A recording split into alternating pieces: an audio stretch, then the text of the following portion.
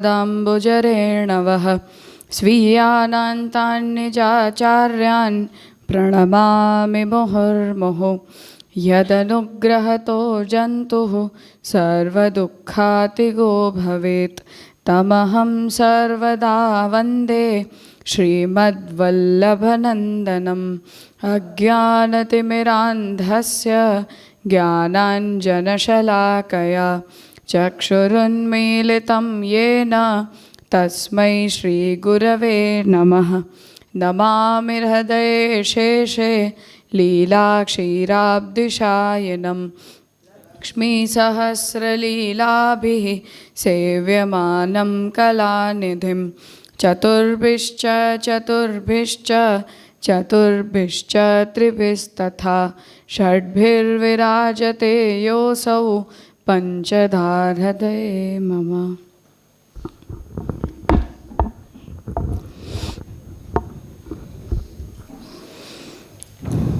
कल तक हमने ये बात देखी कि महात्म्य ज्ञान से जन्य जो स्नेह है उसकी भक्ति रूपता कितने अंश में और कितनी मात्रा में जो है वो स्वीकारी गई है, और पूर्व पक्षी की तरफ से जो ये पक्ष उपस्थित किया गया कि ज्ञान को हम भक्ति कहेंगे या नहीं कहेंगे, इस पर ये विचार हुआ कि ज्ञानी तो क्योंकि जो है वो भक्ति रस का अनुभव करने के लिए ज्ञान की साधना नहीं करता, परंतु जो भी उपास्य रूप हो या ब्रह्म का निर्गुण स्वरूप हो उसके साथ तादात्म्य की अनुभूति के लिए ज्ञान की साधना होती है।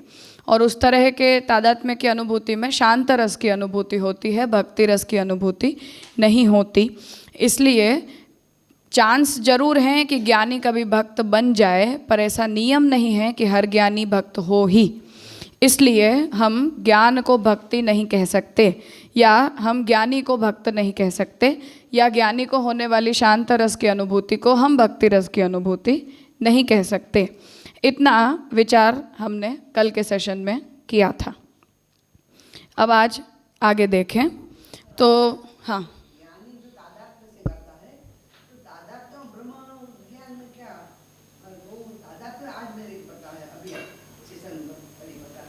तादात्म्य से करता है। मेरे तो ऐसा यहाँ तो वो ज्ञानी है, ब्रह्म भाव से करता है, वही तादात्म्य कहेंगे हम।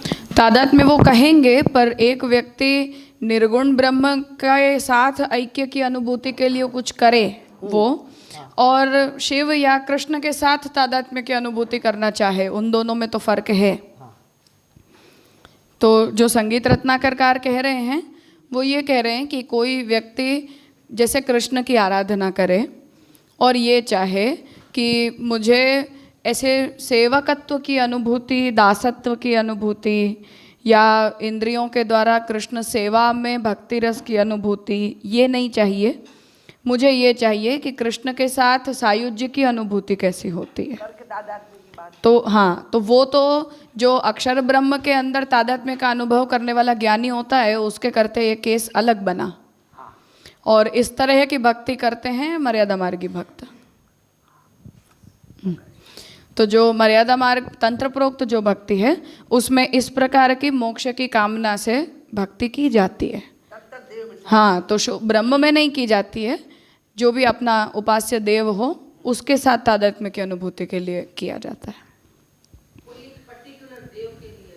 हाँ, ये अलग बात है। देखो यहाँ तादात्म्य वाली। हाँ, तो अर्थात हम ऐसा समझें कि जैसे महाप्रभु जी ने भी पुष्टिमार्गीय जीव को मिलने वाले सायुज्य फल की बात कही है।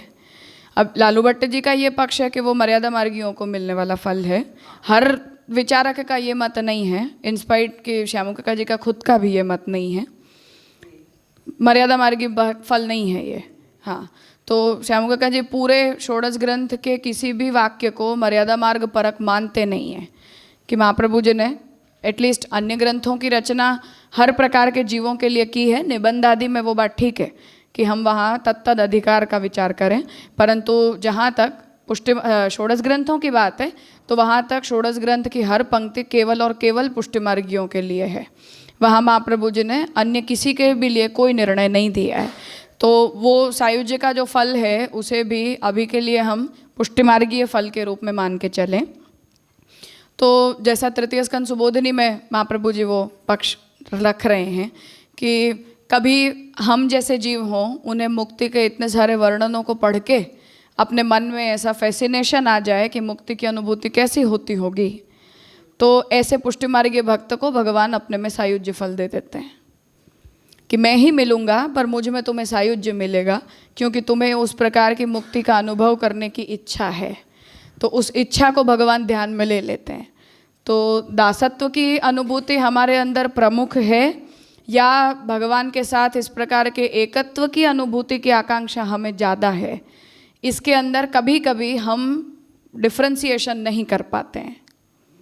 हमें भी ऐसा लगता है कि भगवान का आनंद कैसा होता होगा, तो दासत्व की ही अनुभूति को परम फल के रूप में मानना सिद्धांत यही है हमारे लिए।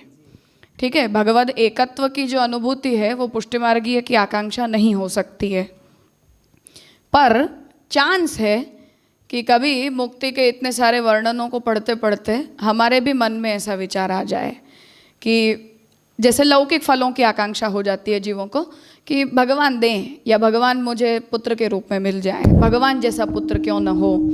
तो ऐसी आकांक्षाएं उत्पन्न हो जाती हैं। उस तरह मुक्ति की भी आकांक्षा हो जाती है कि भाई हमें अक्षर ब्रह्म में मुक्ति की कोई कामना नहीं है, पर भगवान में मोक्ष मिले तो, भगवान के साथ सायुज्य मिले तो, ऐसी आकांक्षाएं कभी पुष्टिजीव के हृदय में प्रकट हो जाए क्षणिक या कुछ दिनों के लिए, तो फिर भगवान ऐसे जीव को सायुज्य दे देते हैं अपने अंदर।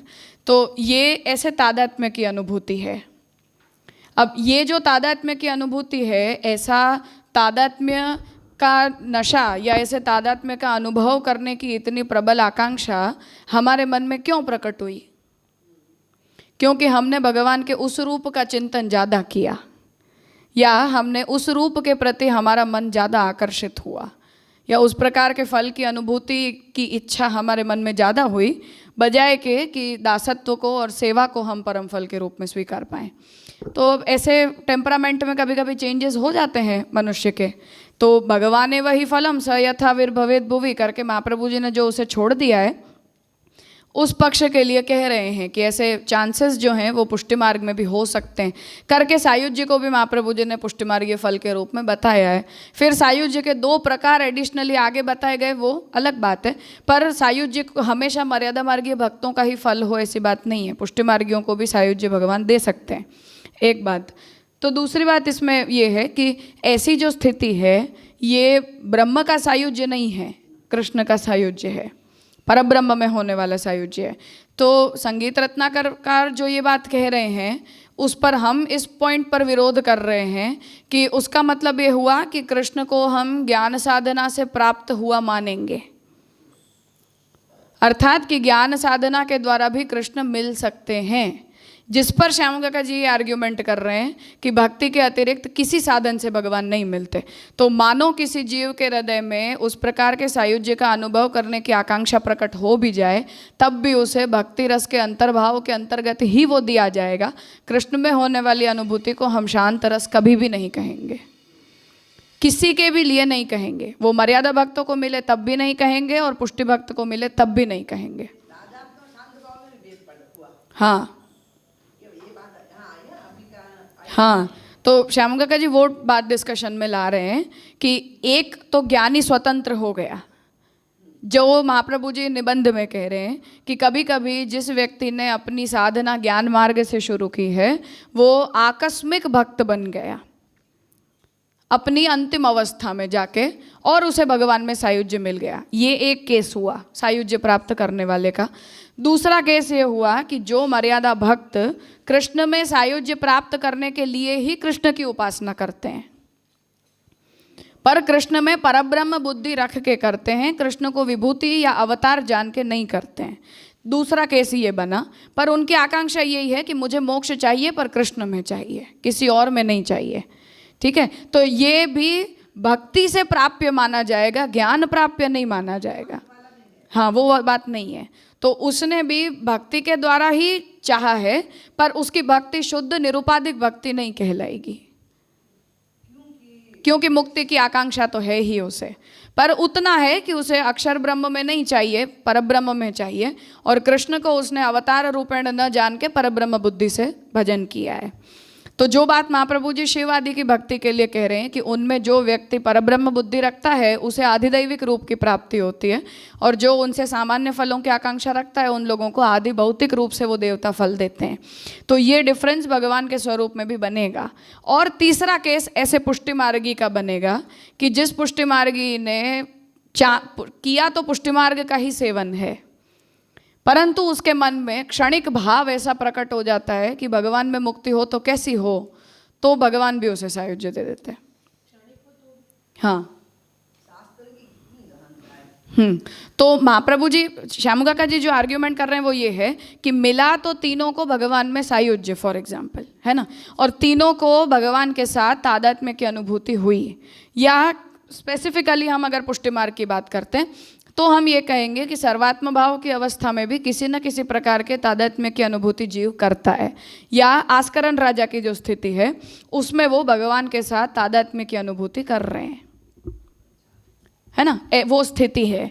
अब वो खुद बोल नहीं रहे हैं, पर भगवान के वाक्यों से ये स्पष्ट है कि उन्हें अनुभूति होती हो या ना होती हो, पर भगवान तो उनके साथ तादात्म्य की अनुभूति कर ही रहे हैं कि वो तो मेरी आत्मा है। उन्हें शायद ना, क्योंकि उनके वाक्यों में हमें ये बात कभी नहीं मिलती है कि उन्होंने ऐसी कोई बात कही हो, परंतु जहाँ तक बात भगवान की अनुभूति की है तो भगवान तो यही कह रहे हैं कि मैं उन्हें अपने आप से अलग नहीं समझता हूँ, तो उन्होंने लिया तो मैंने लिया, तो भगवान उनके साथ तादात्म्य की अनुभूति कर रहे हैं। अब ये जो तादात्म्य की अनुभूति है वो संगीत रत्नाकर के हिसाब से शांत रस है, और श्याम काका जी ये आर्ग्यू कर रहे हैं कि कृष्ण की अनुभूति शांत रस में होती ही नहीं है, कभी भी किसी को भी नहीं होती है, ज्ञानी भक्त को भी नहीं होती, मर्यादा भक्त को भी नहीं होती, और पुष्टि भक्त को भी नहीं होती।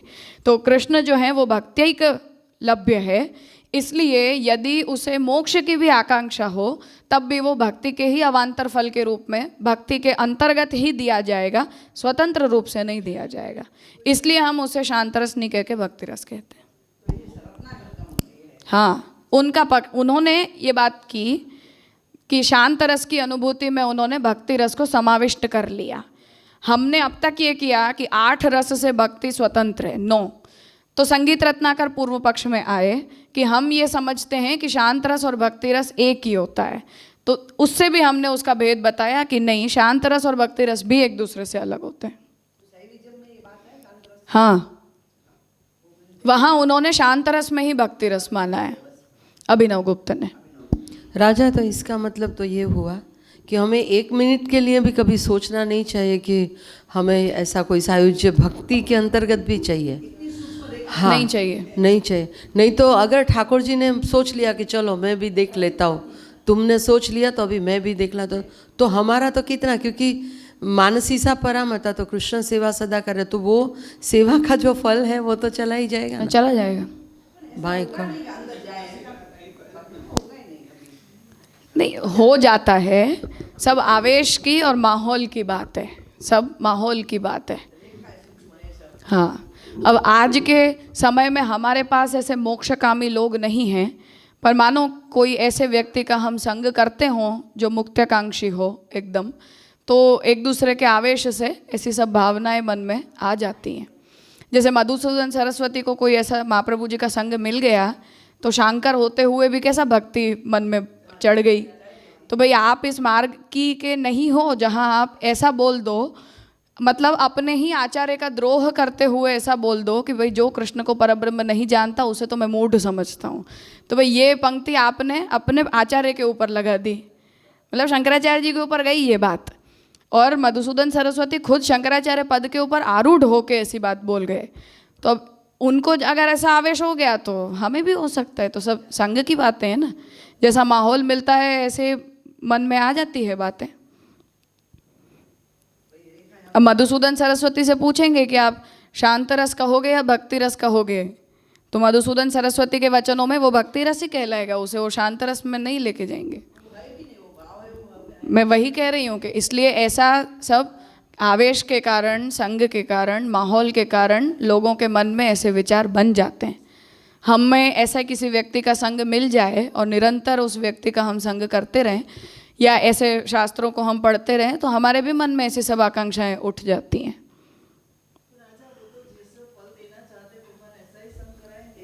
ऐसा जरूरी नहीं है ना। हाँ, ऐसा मान लें कि ठीक है चलो भगवान को हमें सायुज्य देना है तो हो गया ऐसा, पर हम अपनी तरफ से तो यही कहेंगे ना कि अच्छा नहीं हुआ। हाँ, पूर्ण विवेक बुद्धि के हिसाब से बात ठीक है कि ठाकुर जी ने जो चाहा वो हमें दिया, मिले तो भगवान ही, तो वो गुड फेथ रखना अच्छी बात है, दूसरी मुक्तियों के करते उत्तम मिली है, सारी अच्छी बात है, परंतु एक भक्त की दृष्टि से ये एक्सीडेंट है, क्रैश लैंडिंग वाली बात है, स्वस्थ नहीं हुआ।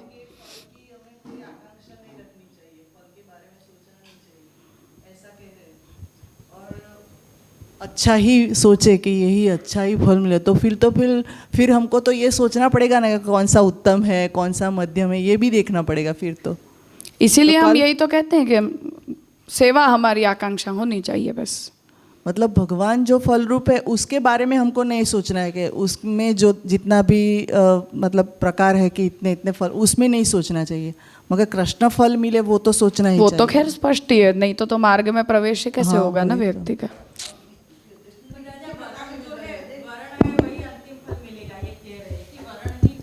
वर्ण से ही अंतिम फल मिलेगा ऐसे कह रहे, तो अगर ऐसा कुछ फल मिल भी रहा है तो वो अवान्तर हो जाएगा, ऐसा मैं सोच रही हूँ। नहीं ऐसा नहीं होगा। बात यही है कि पुष्टि और मर्यादा के बीच का जो डिस्टिंक्शन है वो दैवी और आसुरी के जितना टाइट नहीं है।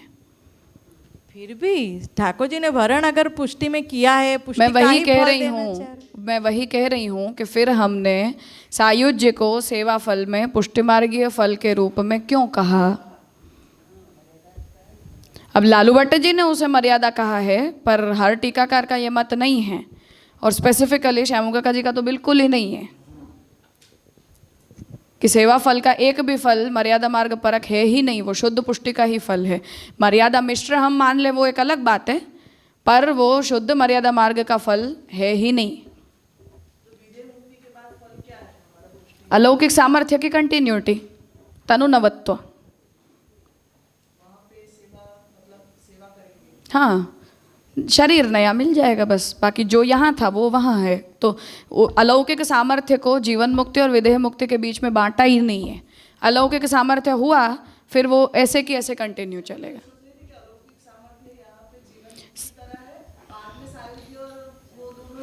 मैं वही कह रही हूँ कि वो टीकाकारों के इंटरप्रिटेशंस हैं सारे, पर श्यामू काका जी ने जिस तरह से उसकी व्याख्या की है उसमें यही है कि अलौकिक सामर्थ्य तो यहाँ जो चल रहा है वो बस शरीर बदल जाता है, बाकी स्थिति वही की वही रहती है जीव की।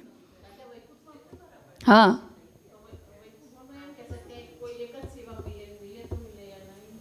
हाँ तो वो तो खैर सेवा के प्रकारों की बात है, पर अलौकिक सामर्थ्य का मतलब जो है वो यही है कि वो जीव जो यहाँ करता है वो वहाँ करेगा, बस शरीर नया हो जाएगा। जरूरी नहीं है, पर ये तीनों पुष्टि मार्गीय फल ही हैं। सायुज्य और सेवोपयोगी देह प्राप्ति ये मर्यादा मार्गीय फल नहीं है, ऐसा श्यामू काका जी का इंटरप्रिटेशन है। राजा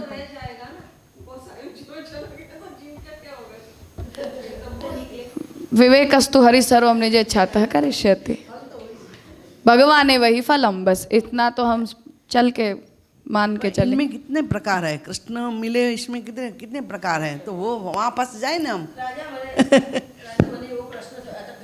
पर બાકી મને એમ થયું કે ચલો કોઈકને જે બી ભાવથી થાય પણ ત્યાં આગળ પછી માધુરી વાત્સલ્ય ભાવ થઈ જાય તો ત્યાં આગળ પછી કેવી રીતે એ કેરી ફોરવર્ડ થાય એમ મને વિચાર આવતો હતો। દાખલા તરીકે वहाँ ठाकुर जी उस तरह से बिहेव कर लेंगे ना भक्त के साथ। हाँ, वो मुझे हर रोज मेरे को ये विचार आता है। हम भगवान उस तरह से व्यवहार कर लेंगे भक्त के साथ। लेकिन वहाँ पर ऐसा तो नहीं है कि नंद यशोदा जी हैं वहाँ पर। हाँ, क्यों नहीं है। अच्छा, नहीं नहीं, सब हैं। अब बलि राजा की बेटी की आकांक्षा भगवान पूरी कर दें तो फिर हमारी क्यों ना करें। नहीं, नंद यशोदा जी वहाँ पर स्वरूप हाँ हाँ, से सब विराज हैं, सब हैं। जितना व्रज का परिकर है वो पूरा की पूरा वहीं है। तो वहाँ पर ठाकुर जी अभी भी ऐसी लीला चल रही है जो सब लीला नित्य चलती है। नहीं ऐसी वो वो सब बाकी तो लीला पता है, लेकिन ये भी लीला चल हाँ हाँ बिल्कुल चलती है ना, क्यों नहीं चलती? मुझे रोज ऐसा लगता है कि वात्सल्य भाव वाले वहाँ पर क्या करते होंगे। नहीं नहीं, सब भगवान सबकी सारी भावनाएं पूरी कर देते हैं। ठीक है। રાજા દંડવત પ્રણામ. નિલેશભાઈ જે લાસ્ટ પેરેગ્રાફ આપે કરાવ્યો ને એમાં પહેલી લાઈનમાં જે છે ભક્તનું બુદ્ધિ અહંકાર ચિત્ત મનસુ એ સર્કલ કરીને મોકલાવ્યું છે, ક્વેશ્ચન માર્ક કરે. नहीं, वो केवल वो व्याकरण की वजह से उस तरह से सेटिंग है, बाकी उसका उतना कोई वो सीरियस नहीं है मैटर. એટલે એનો ભાવાર્થ સમજ. हाँ, वो मेरी बात हो गई उनसे. राजा, मर्यादा मार्ग और पुष्टि मार्ग में मतलब इतना वाटर टाइट डिफरेंस नहीं है, तो शिव जी को कोई परब्रह्म मान के, मतलब ज्ञान तो है और वो उसकी भक्ति भी कर रहे हैं, तो वो शांत रस के अंतर्गत आएगा कि वो भक्ति रस के अंतर्गत तो आएगा? भक्त की जैसी आकांक्षा, अच्छा, उसमें कोई निर्धारण नहीं है. कृष्ण में भी कोई व्यक्ति ऐसा चाहता हो तो उसे शांत रस को भक्ति का अवान्तर बना के भगवान देते ही हैं, जो बात कल श्रृंगार रस आदि के लिए हुई. और एक ये जो ज्ञानी भक्त है, ज्ञानी है, फिर प्रभु कृपा से वो भक्त बने, तो उनका जो रस है वो भक्ति रस लास्ट में, क्योंकि वो शांत भक्ति रस- का शांत बनेगा. वो भक्ति मुख्य भक्ति रहेगी, पर अवान्तर उसमें शांत ही बनेगा, क्योंकि उसकी आकांक्षा इतनी लंबी ज्ञान साधना के बाद ऐसी शेप ही नहीं कर सकती है कभी. राजा, आपने जो अभी 3 सेड बताए भगवान एवे ही फलम में, जो ज्ञानी को तो तादात्म्य वाला, दूसरा वाला जो मर्यादा वाला है, और तीसरा जो पुष्टि वाला है, तो उसमें महात्म्य ज्ञान पूर्वक अपनी जो भक्ति की डेफिनेशन है उसमें अपन एग्जाम्पल समझे कि रूपा एग्जाम्पल नहीं ढूंढने के, रूपा पोरिया ना वगैरह बिल्कुल नहीं. एग्जाम्पल ढूंढने की आदत ही बुरी है, बहुत बुरी है, बहुत बुरी है.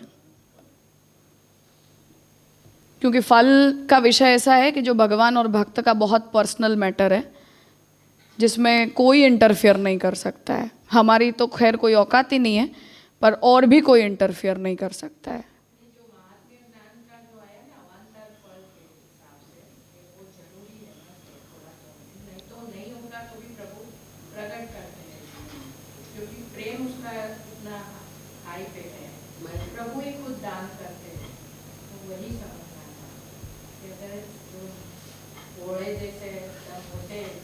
हाँ, तो उनमें वो फिल इन द ब्लैंक की जैसे भगवान कर देते हैं, प्रक्रिया पूरी कर देते हैं, अपने तरीके से कर देते हैं. उसका पूरी दुनिया के सामने हमेशा उस प्रक्रिया का प्रकट होना जरूरी नहीं होता है.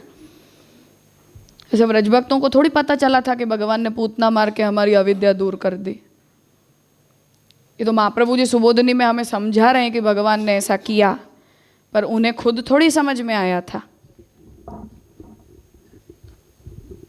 तो ऐसा किसी को समझ में नहीं आता है, पर वो फिल इन द ब्लैंक की तरह भगवान उस ब्लैंक को पूरा कर जरूर देते हैं उस प्रक्रिया के अंतर्गत.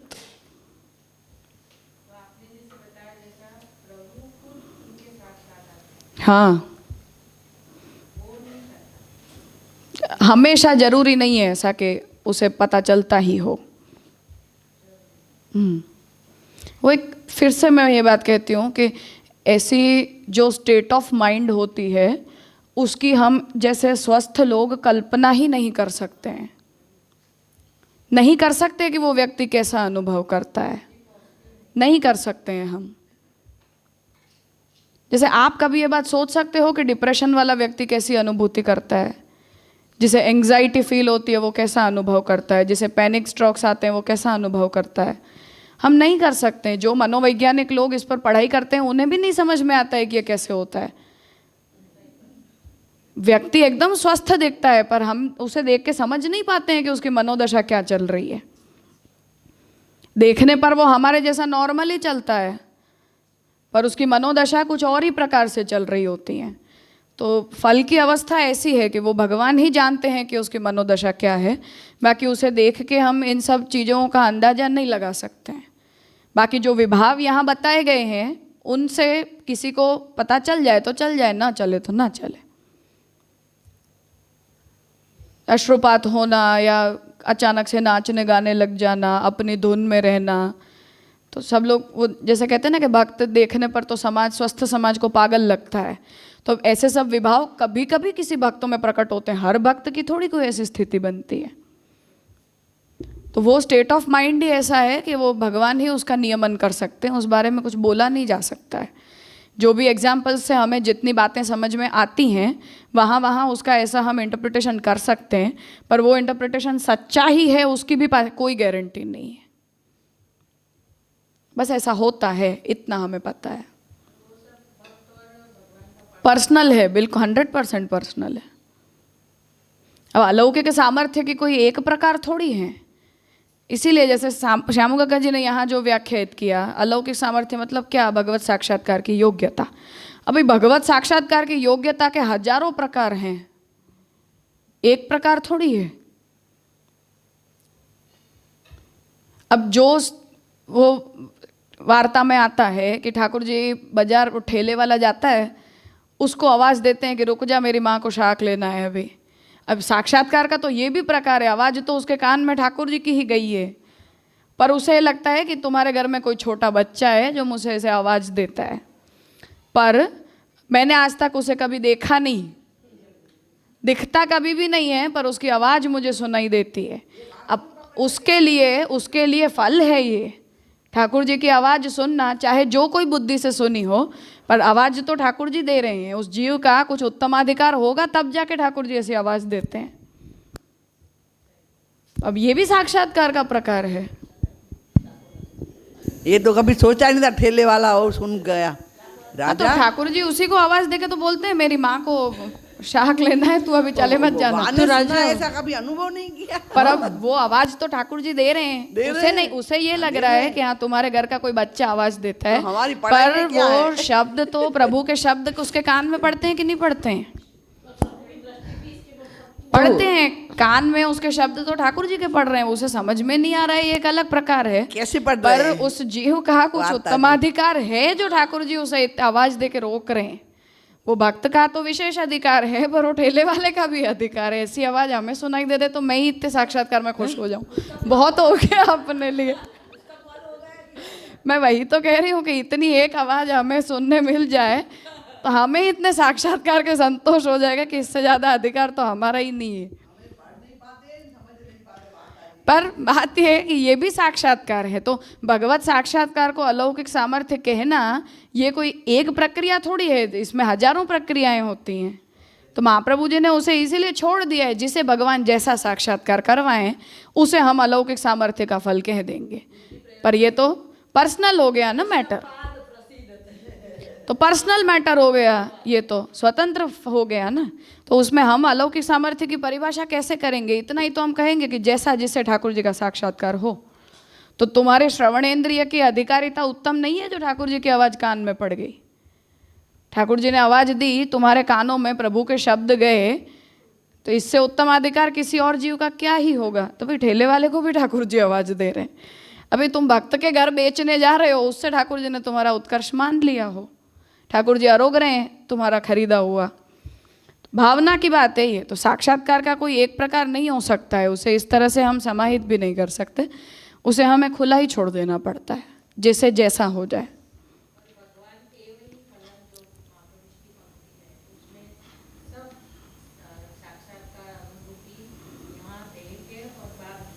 एक ही बात है सब,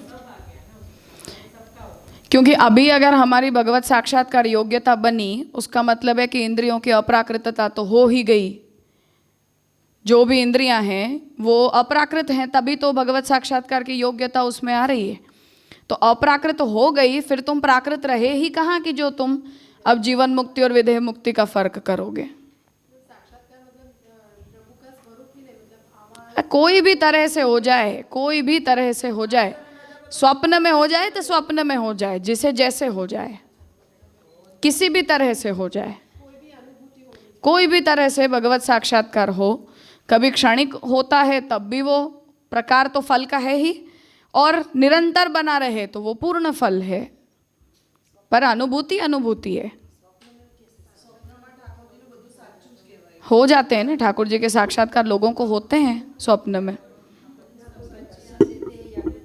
हाँ, जिस किसी तरह से होते हो। एक बार, खैर उसे शेयर नहीं करनी चाहिए ये बातें, पर एक वैष्णव ने मुझसे ऐसा मैसेज करके पूछा था कि मुझे ऐसा स्वप्न आया था, मतलब ठाकुर जी के सिर्फ चरण दिखाई दिए। ठाकुर जी ने बोला कि ऊपर देखो, पर हमारी आंखें उठी ही नहीं देखने के लिए, तो क्या समझें इसका मतलब। तो मैंने श्याम काका जी से पूछा था, श्याम काका ने कहा कि ठाकुर जी का कर, पाद, नेत्र, स्वरूप सब कुछ आनंद रूप होता है, तो चरण दर्शन हो तो भी वो आनंद रूपी अनुभूति मानी जाएगी, वो फल ही है। तो सब साक्षात्कार के प्रकार हैं। अब क्षणिक है, उसे पूर्ण होना चाहिए, उसमें कोई बात ही नहीं है। क्षणिक तो बुला मिश्र को भी हो गया, जो हमने कल देखा था। पूर्ण होना चाहिए, पर जो भी है क्षण भर के लिए ठाकुर जी की कोई ना कोई प्रकार की प्रसन्नता होगी। हम तो ठाकुर जी की मूर्ति रखी होती है, उसे भी हम साक्षात समझते हैं। अभी हम सांझी में ठाकुर जी का चित्रण बनाते हैं, उसे भी हम साक्षात समझते हैं। तो प्रभु के सामने तो जो होता है सब साक्षात ही होता है। तो सबकी अनुभूति का प्रकार है, पर तात्पर्य है कि भगवत अनुभूति की योग्यता इंद्रियों की अपराकृतता होने पर ही होती है। तो वो जिस किसी को जैसा भी साक्षात्कार हो, वो इंद्रियों की अपराकृत अवस्था तो है ही। और फिर उसके बाद जो है वो अलौकिक सामर्थ्य को, इसीलिए फिर उसे आगे बढ़ाने की ज़रूरत श्याम काका जी नहीं मानते हैं। उनके हिसाब से वही यहाँ जो है वो वहाँ कंटिन्यू हो जाता है। तो तनु नवत्व केवल उसे हम कहेंगे, बाकी उसमें कोई एडिशनल फल वाली कोई बात नहीं होती है।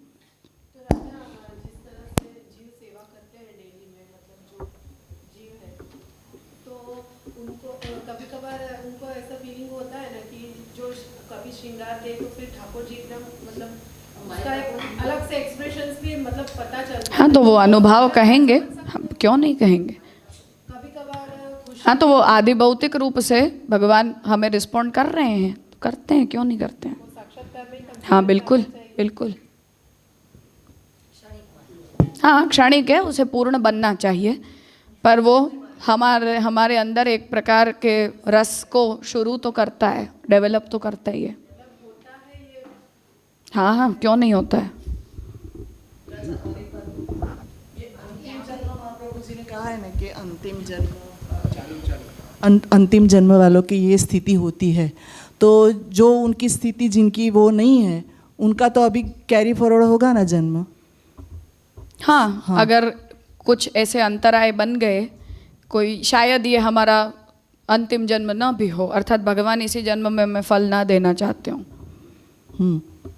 और ये मुझे एक शायद इसके साथ कनेक्टेड है नहीं, मगर ये पितृ जो श्राद्ध वगैरह आते हैं ना बीच में, तो पितृ के श्राद्ध करते हैं हम, तो ये लोग कौन सा है जो लोग वैकुंठ लोक में मतलब भगवान की नित्य लीला में पधर जाते हैं वैष्णव, तो उनका भी ऐसे पितृलोक से कोई आवागमन रहता है। बात यह है कि किसे क्या मिला ये तो हमें पता नहीं है, कौन कहाँ गया ये भी हमें नहीं पता है। अब वैष्णव होते हैं तो हम ये सद्भाव अवश्य रखते हैं कि भगवान ने उन्हें जो भी स्थान दिया हो तो अनुरूप ही दिया हो, पर शास्त्र तो है वो ऐसे हर किसी की पर्सनल भावनाओं को देख के तो कोई व्यवस्था कोई इनिशिएट नहीं कर सकता है। इसलिए वो एक इन जनरल व्यवस्था होती है कि हर किसी को इस तरह से करना है, क्योंकि सामान्य व्यवस्था यही है। विशेष हम जब करते हैं तो इतना करते हैं कि भगवत प्रसाद से वो पितृकर्म करते हैं, जैसे हरिराय जी आज्ञा करते हैं। तो वहाँ हम ये भाव रखें कि यदि वो भक्त है और या उसे नया जन्म भक्त के रूप में मिला हो तब भी, या भगवत लोक की प्राप्ति हुई हो तब भी, उसकी जो भी इंद्रियां हैं वो भगवत प्रदत्त जो प्रसाद होता है उसके प्रति आकांक्षा तो हमेशा ही रखती है, जहाँ कहीं भी चली जाए। तो हमारी जो भी सूक्ष्म इंद्रियां हैं उनके अंदर यदि उतने दृढ़ संस्कार के कारण ऐसे समर्पित पदार्थ की वासनाएं बनी रही होंगी तो वो उनका उन वासनाओं से ग्रस्त होकर भोग करेंगे, तो जहाँ पे भी हो। और एक और पूछना, हमने उनके साथ का उस प्रकार के भक्त के संबंध का विचार किया, तो हम जब करते हैं तो उसी विचार से करते हैं। सर्वसामान्य उनकी पितृलोक में गति होती है, उस प्रकार की भावना वहाँ नहीं की जाती है। और एक पूछना था, ये विधि जो होती है ना हमारे उसमें, तो वो कहते हैं वहाँ पितृ पधारते हैं, मतलब 3 पीढ़ी के पितृ पधारते हैं, तो ऐसा कुछ होता है क्या? हाँ, होता है। अच्छा, शास्त्र तो उसी तरह से कहता है, पर बात यही है कि वो भावनात्मक रूप से हम उसमें इतना एडिशनल सोच लेते हैं कि उनकी जो वासनाएं हैं वो पूरी जन्म सेवा की है, तो उनकी जो इंद्रियां हैं उनमें वो वासना इतनी स्ट्रांग रहती हैं, तो वो अपनी उन वासनाओं से ग्रस्त होके और ठाकुर जी का जो भी मिले उसे ग्रहण करने के लिए वो तत्पर रहते हैं, चाहे कहीं भी हों।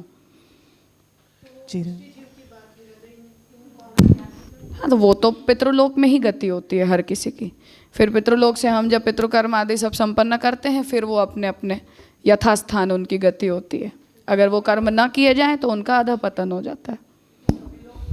हाँ, तो वही वो शास्त्र जो कहता है उस तरह से होता है। तो हम उसमें इसीलिए उन पितृकर्मों को भगवत प्रसाद से करते हैं कि वो जैसा भी जो भी जीव है जहाँ कहीं भी जाए, जीवन में उसने सेवा की है तो वो ठाकुर जी का सेवक है, तो उस भाव से किया जाता है। श्रद्धा से जुड़ा है करके श्राद्ध है ना। हाँ, अपनी बिल्कुल। श्रद्धा से जुड़े हैं सब, तो श्रद्धा में तो आएंगे। हमारी वासनाएं हैं उनके साथ, उनकी भी वासनाएं हैं हमारे साथ। वैष्णव होते हैं तो वैष्णवीय संबंध से होती है, सामान्य होती है तो अहंता ममता तो अपनी नहीं ही जाती है।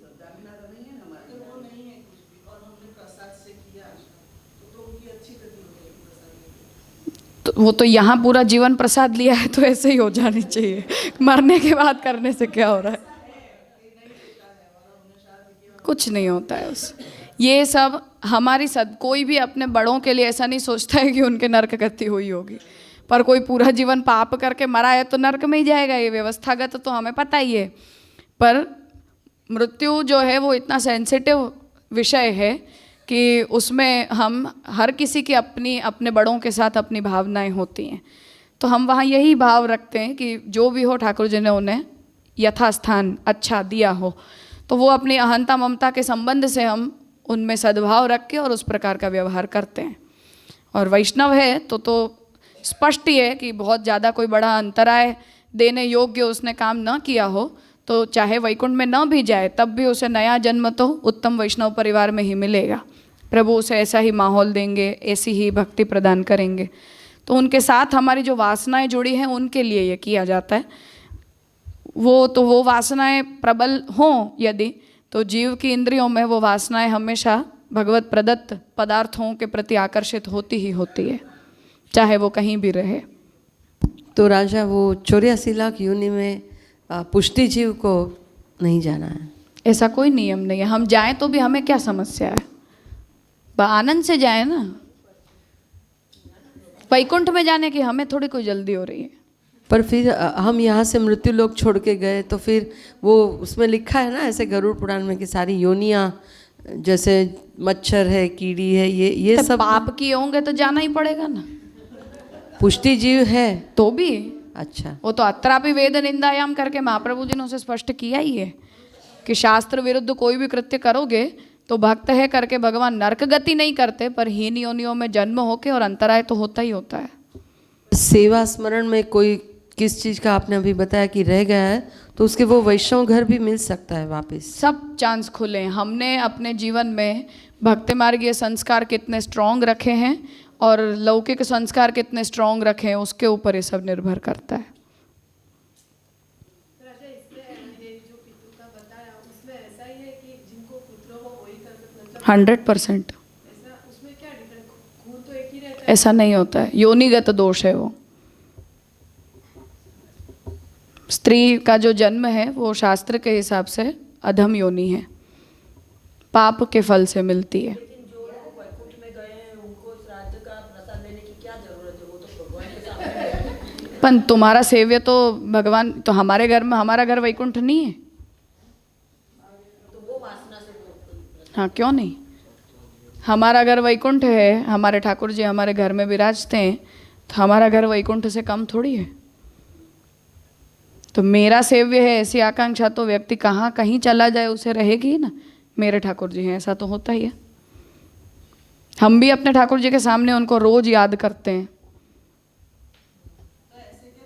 श्यामू काका जी ऐसी एक बार राधाष्टमी के समय श्यामू काका जी का लिखा हुआ कीर्तन है वो मैंने ठाकुर जी के सामने बजाया था। तो फिर मैंने श्यामू काका जी को फ़ोन किया था कि आज मैंने आपको याद किया, तो उन्होंने बोला कि ये भक्ति मार्गीय संबंध का द्योतक होता है कि हम सेवा में किसी को याद करते हैं। तो वो हमारा जो भक्ति मार्गीय संबंध है वो सामाजिक संबंध से बढ़ के होता है। तो जितना हमारा होता है उतना ही सामने वाले व्यक्ति का भी होता है। तो वो अपने भक्ति मार्गीय संबंध से तो उस फूर्ति को हमेशा बनाए रखते हैं। सामाजिक संबंध तो हमारा जो भी है वो तो छूट जाता है, ख़त्म हो जाता है, पर भक्ति मार्गीय संबंध जो है वो तो पीढ़ियों तक बना रहता है। जब तक हम सेवा करते हैं तब तक हमेशा ही वो भक्ति मार्गीय संबंध बना रहता है। और नंदराय जी, यशोदा जी, व्रजभक्त आदि सब जब हमारी सेवा में पार्टिसिपेट करने के लिए पधारते हैं, नित्य ही पधारते हैं और उत्सवों में अपनी भावना से भी पधारते हैं, तो हमारे परिवार के जिन लोगों ने ठाकुर जी की सेवा की है वो क्यों नहीं पधारेंगे? तो वो वैकुंठ में भी गए हों तब भी अपने अलौकिक देह से अपने सेवे के पास तो आएंगे ही, क्यों नहीं आएंगे? जब वहाँ का हर जीव आ सकता है तो हमारे परिवार के लोग क्यों ना आए? तो ठाकुर जी हैं, वो हमारे घर में विराजें, वैकुंठ में विराजें, कहीं विराजें, एक ही बात है।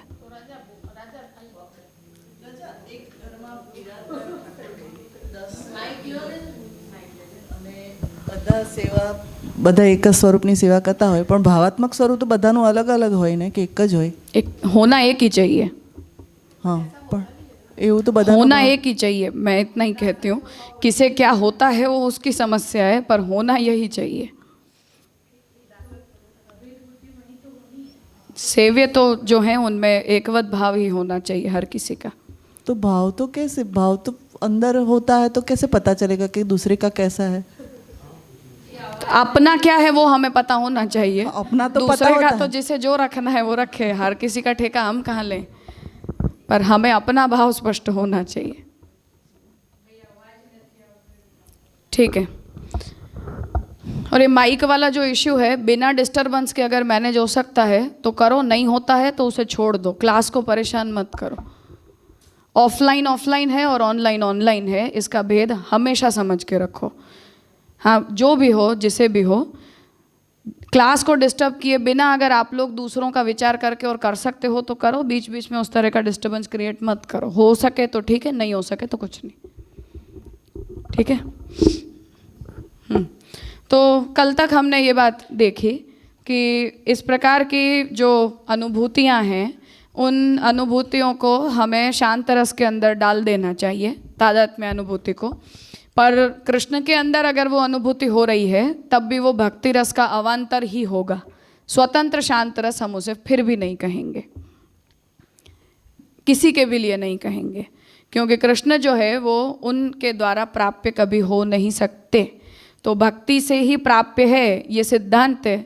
इसलिए चाहे व्रजभक्तों को जैसे ठाकुर जी ने श्रृंगार रस प्रदान कर दिया, या यशोदा जी को वात्सल्य रस दे दिया, या व्रजभक्तों को भगवान ने सख्य भाव प्रदान कर दिया, तो उस सख्य को, श्रृंगार को, वात्सल्य को हम भक्ति रस के ब्रैकेट में रखेंगे, उसके बाहर नहीं ले जाएंगे।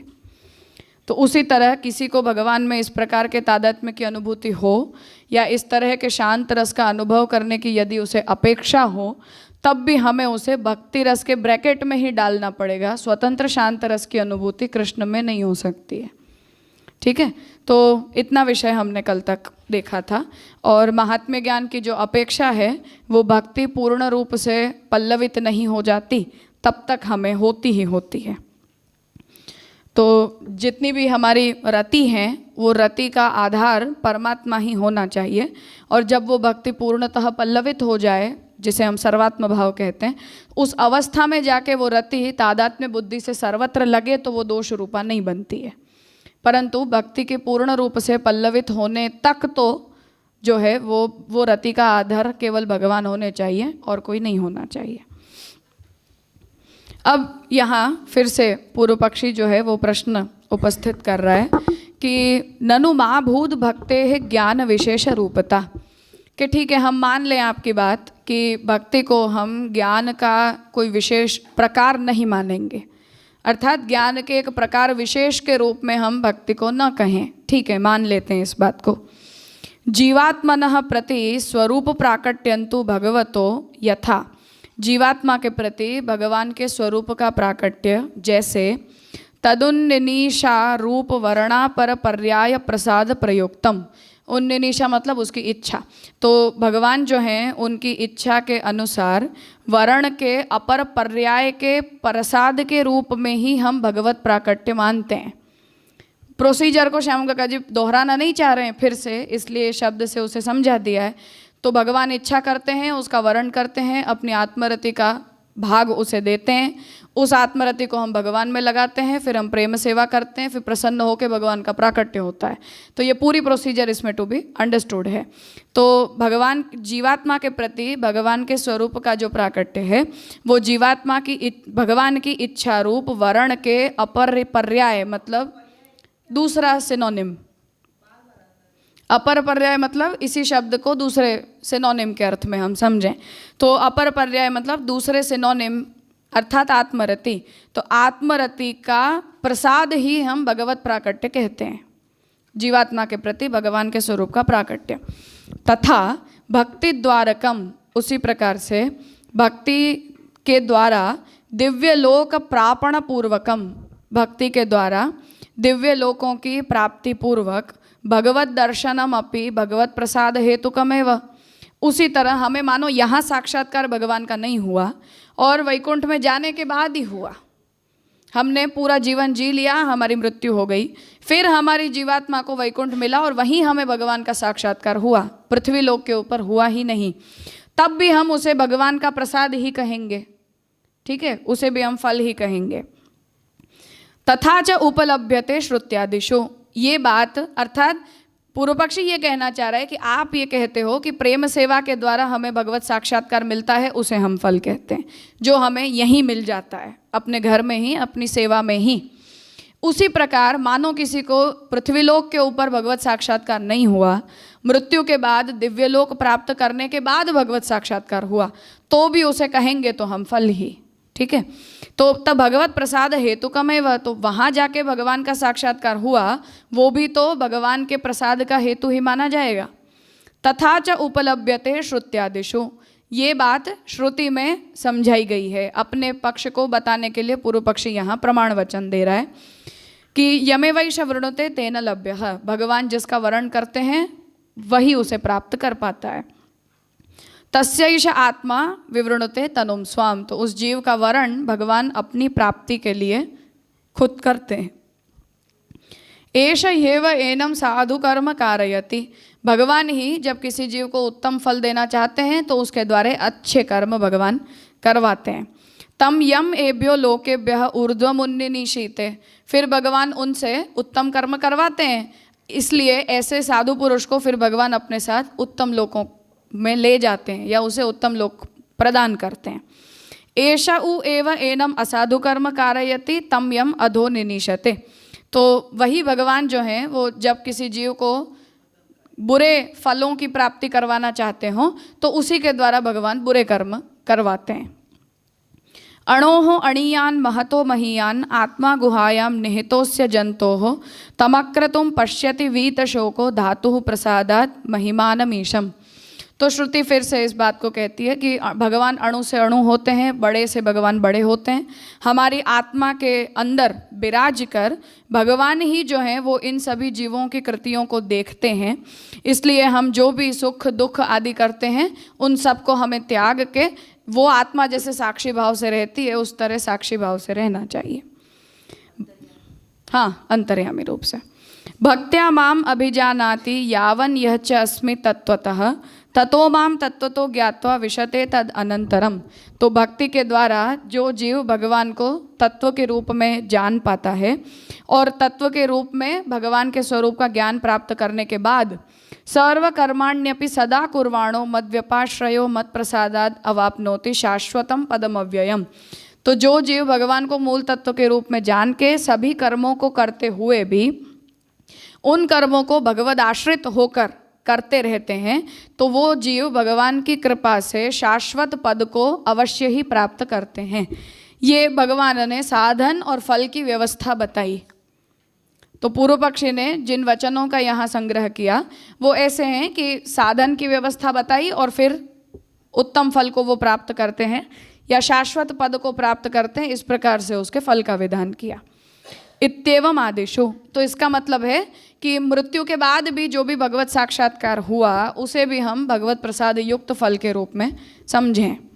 तस्मात्, इसलिए उद्दिधीर्षित जीवस्य, जिस किसी जीव का भगवान ने उद्धार किया हो ऐसे जीव को यद साधु कर्माणि भक्तव्वा प्रवर्तनम, उन्हें जिस प्रकार के साधु कर्म में, साधु कर्म मतलब कोई भी अच्छे कर्म, और भक्ति में, तो भक्ति में भी भगवान कभी प्रवृत्त करते हैं, कभी कर्म ज्ञान वगैरह भी साधु कर्म कहे जाएंगे तो उनमें भी भगवान उनका प्रवर्तन करवाते हैं।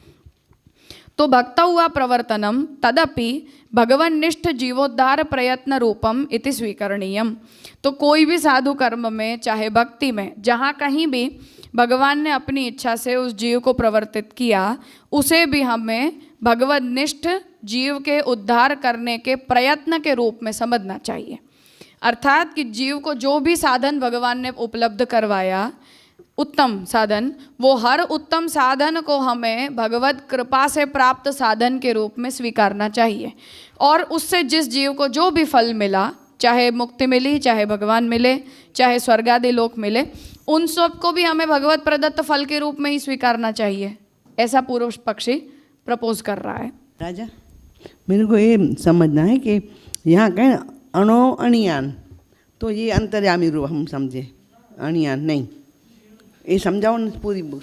भगवान छोटी सी छोटी वस्तु में होते हैं, भगवान बड़े में बड़े होते हैं, विरुद्ध धर्माश्रयता बताना चाह रहे हैं।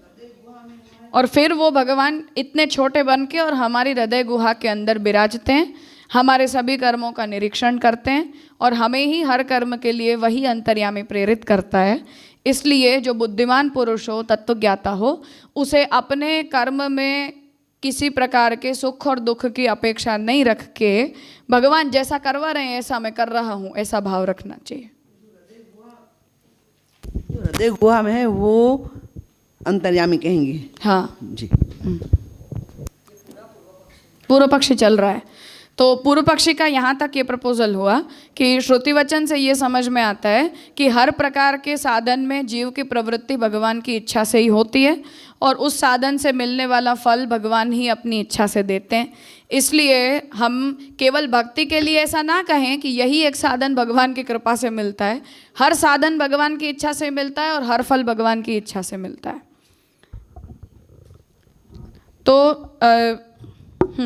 तो तदपि भगवन्निष्ठ जीवोद्धार प्रयत्न रूपम इति स्वीकरणीयम, इसलिए हमें उसे भी भगवान में ही निष्ठ जीवोद्धार प्रयत्न के रूप में हमें उसे स्वीकारना चाहिए। तत्तु तत्वदीप निबंधारंभेपि सर्वोद्धार प्रयत्नात्मा कृष्णः प्रादुर्बभूवः इति श्री कृष्ण स्तुति व्याजेन आचार्यैः ध्वनितञ्च। और यही बात निबंध में महाप्रभु जी भी कहते हैं कि भगवान का तो प्रयास जो होता है वो सभी जीवों का उद्धार करने के लिए, जीव मात्र का उद्धार करने के लिए होता है। इस प्रकार की भगवान की जो स्तुति महाप्रभु जी ने की है उससे भी यही समझ में आता है कि हर जीव का उद्धार भगवान अलग अलग प्रकार से करते हैं। भगवतोपि जीवोद्धारे कर्तृत्वाभ्युपगमेन, भगवान भी जीव का उद्धार करने के लिए जब अपने आप को कर्ता के रूप में समझते हैं कि मैं सभी जीवों का उद्धार करना चाहता हूँ, ऐसा कर्तृत्व जब भगवान अपना जानते हैं तब ज्ञानेच्छा प्रयत्नावश्यम भावात्, तो वहाँ भगवान की इच्छा में ज्ञान, इच्छा, प्रयत्न आदि होते ही हैं। ऐसे भगवान का ज्ञान भी होता है, भगवान की ऐसी इच्छा भी होती है और उस इच्छा के अनुरूप भगवान उस जीव का उद्धार करने के लिए प्रयत्न भी अवश्य करते ही हैं। तथा सती ऐसा होने